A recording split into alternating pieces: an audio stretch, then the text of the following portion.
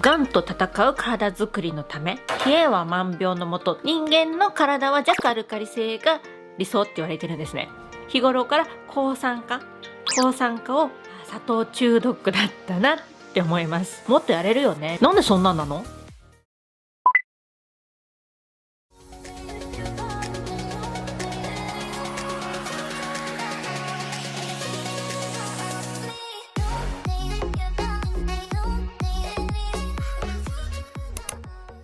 こんにちは。乳がん10年目、余命宣告されて飯に気はしないみーパパです。はい。今日は私が体のためにやる3つのことお話ししたいと思います。はい。まずちょっとティーを飲みながら、はいルイボスティーです。なんかみかんのルイボスティー、友達にお土産でもらったので、それを豆乳で煮出して、飲みながらやっていきたいと思います。はい。じゃあ早速1つ目、体を温める温活を心がけてます。で、その理由はなんでかっていうと、大きく言えばがんと戦う体づくりのため、冷えは万病のもとって言いますよね。っていうように、体温と免疫力ってめっちゃ関係してて、がんになる人って平熱が低い人が多い、だいたい35度台の人が多いってよく言われるんですよね。実際私も乳がん告知当初、26歳の頃ってだいたい35度8分とかそれぐらいだったんですね。その後温活とか体質改善心がけて、今はだいたい36度5前後で、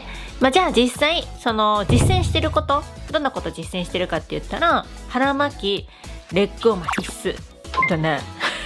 こういう感じで、はい、腹巻き絶対してたり、よいしょこれ見えますか？めっちゃロングなやつで、ここまであるやつなんですけど、はい、これとか、はいこういう感じで腹巻きレッグウォーマーは基本寝る時以外は必須でやっています。これは夏も、レッグウォーマーに関しては夏はしなくても暖かいのでそこまでしないんですけど、冬は必須で、腹巻きに関しては年中やってます。はい。あとはこういう暖かいもの、今もそうですけど、基本ホットのものを飲むようにしてます。夏とかでも、例えばスタバ、私よく好きで行くんですけど、スタバでもホットを頼むとか、体を温めるものを飲むように基本しています。で、あと旬のものを取るようにしてます。例えば野菜とかでも、冬は冬野菜、夏は夏野菜。なんでかって言ったら、自然の摂理で冬は体を温める野菜が普通にできるようになってて、で夏は体を冷やす野菜ができるようになってるんですね。なので冬に夏野菜を多く取ってたら、やっぱすごい体冷やしちゃう。例えばトマトとかキュウリとかナスとかで、冬はやっぱり体をよく温める野菜が出てるんですね。大根とか、あと冬野菜、白菜とかありますよねはい、そういうのを取るようにしています。で、あとはこれも野菜の一つですけど、根菜を、これは年中積極的に摂るようにしてます。これも体温めるかなっていう理由。はい。あと、適度な運動で、これは今歩けるようになったから毎日散歩したり、冬とかでも散歩したりとか、あと家でマット運動したりとかストレッチしたりとかしてるんですけど、動けなかった時、私こんな感じで車椅子の時はいいけど、もっとさらに前だったら寝たきりみたいな状態の時はどうしてたかって言ったら、足先をちょっとこう動かすだけでもするようにしたりとか、手は動くから手を動かしたりとか、そういう無理のない範囲で、あと呼吸、これは私もう年中なんですけど、今でもですけど腹式呼吸で基本息してるんですね。そういうのも結構関係してるとは看護師さん言ってました。はい。こういうのを意識してます。はい。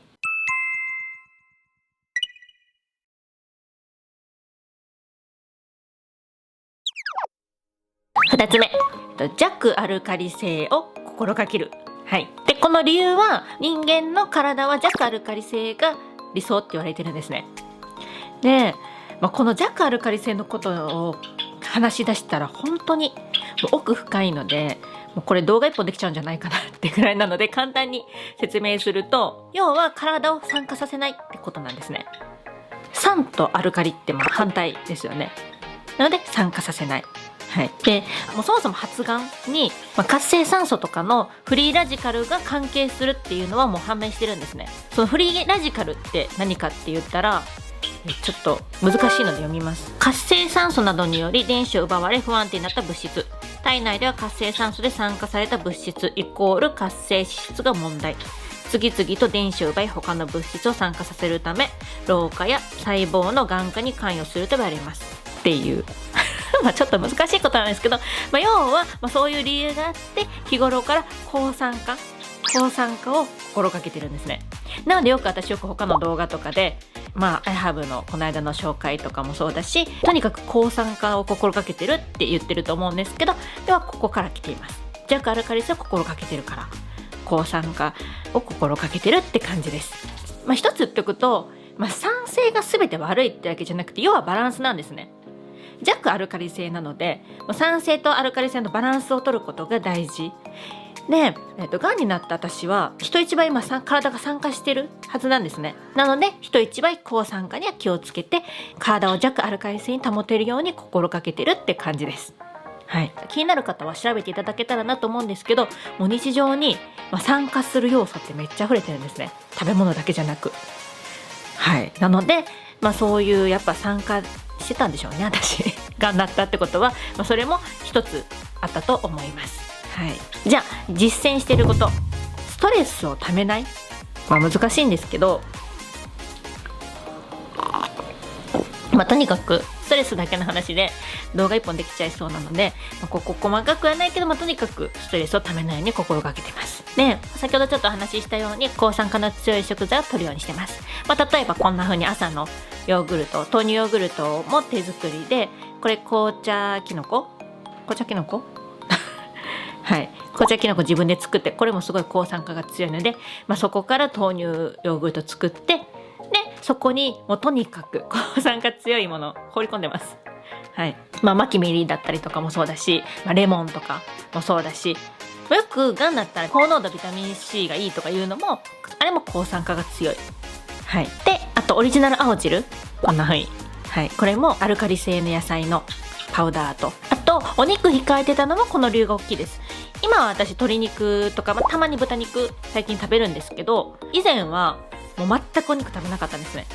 で、お肉食べない理由といろんな理由があるんですけど、お肉ってすぐ酸性なんですよね。でそういうのもあったんですけど、今は、いろんなバランスも考えて鶏肉とかは食べてます。はい、あと私毎日もう今もずっと変わらず飲んでるのがハルウコンで、これ秋ウコンとはまたちょっと違う効能があって、ハルウコンは抗酸化力が強いっていう効能もあるんですね。この抗酸化もハルウコンを飲んでる理由の一つです。はい、ただ先ほどちょっと言ったように酸性が全て悪いわけじゃないんですね。酸性の食べ物には三大栄養素って言われる炭水化物やタンパク質、お米とか肉類も入ってきたりするので、要はバランスが大切っていうことを一番にしてて、その割合とかそんな細かいことは考えず、心がける程度で、意識するっていうのを一番大切にしています。はい、もうこれ考えすぎたらもう多分数字追ってご飯食べるようになって全然食の楽しみなくなっちゃうので、私は今はそこまではしてないです。ちなみにこの体が弱アルカリ性になってるか確認するので pH を測るこういうのあるんですね。で私はたまにこういうので尿検査で簡単にできるんですけど、ちょっとチェックしたりとかもしたりしてました。よかったら参考までに。はい、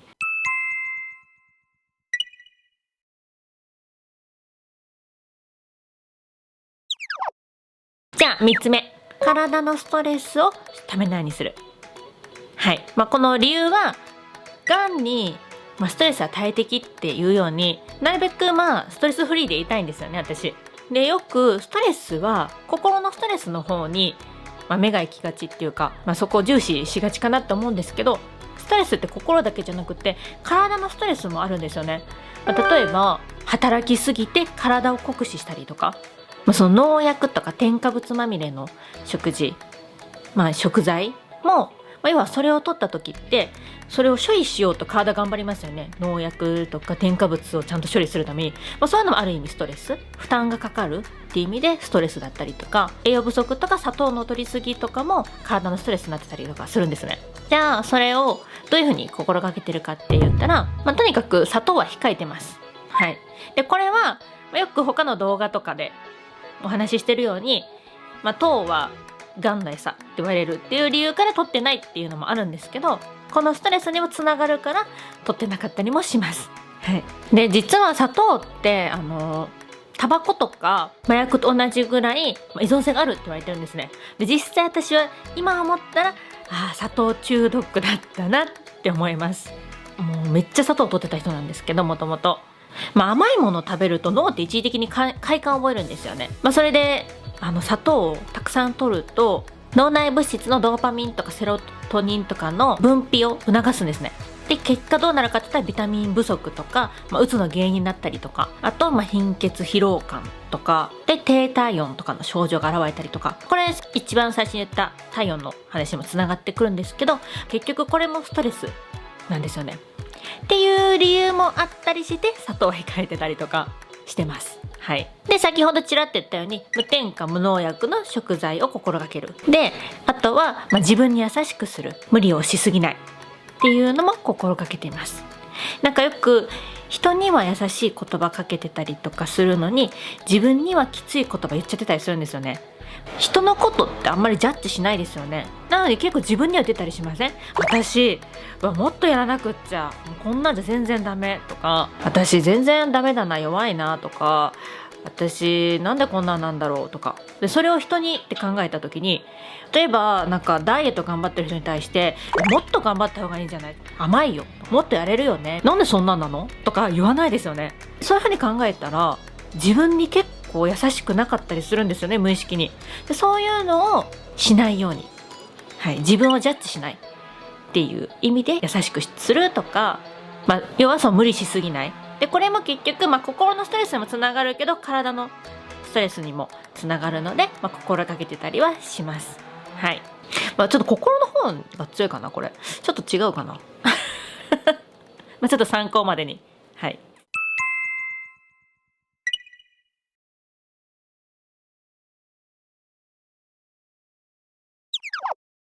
でここまで3つ私がやることっていうのをお話ししましたが、ただこれら全部総称して言いたいのは、無理のない範囲でってこと。これが一番大事かなって思います。要は自分の体の声を聞くってこと。自分の体の声を無視してまでやることじゃないかなとは思います。はい。体の声を聞くようにしてたら、自然と今体に必要なものって何か分かってきたりもするんですよね。ただこれが欲しいっていうよりも、本当に言ってしまったら、妊娠した時って酸っぱいものが食べたくなるとか、そうなるじゃないですか。そういうのってやっぱ体が欲してるもの、そういう意味での体の声を聞くとか、ストレスが溜まった時にめっちゃ甘いもの欲しくなった、じゃあ甘いにも徹底してたらもう甘いもの全部ダメみたいになっちゃうけど、そうじゃなくて、砂糖はやめとこう、でも果物から甘いものを取ってみようかなとか、ちょっと楽しみながら私はそういう風に心がけています。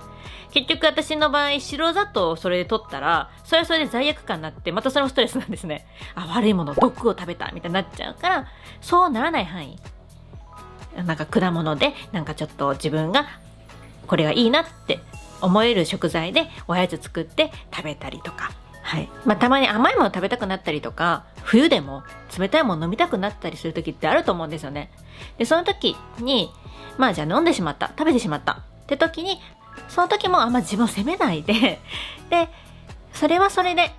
例えばそれをできたことに喜びを感じて感謝するとか、それ友達との場で、普段だったらやめてるものでも、友達と美味しいもの食べれた、家族と美味しいもの食べれた、でこれを食べてる私はすごい今幸せホルモンが出てる、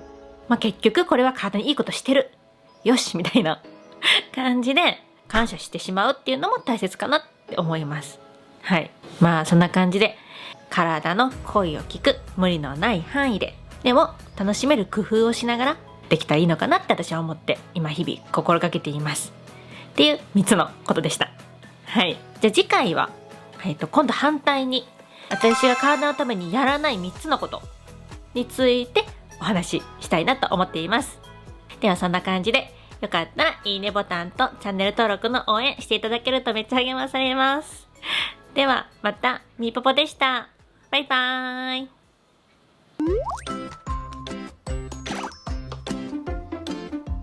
今回は私が体のためにやらない3つのことについてお話ししたいと思います。はい。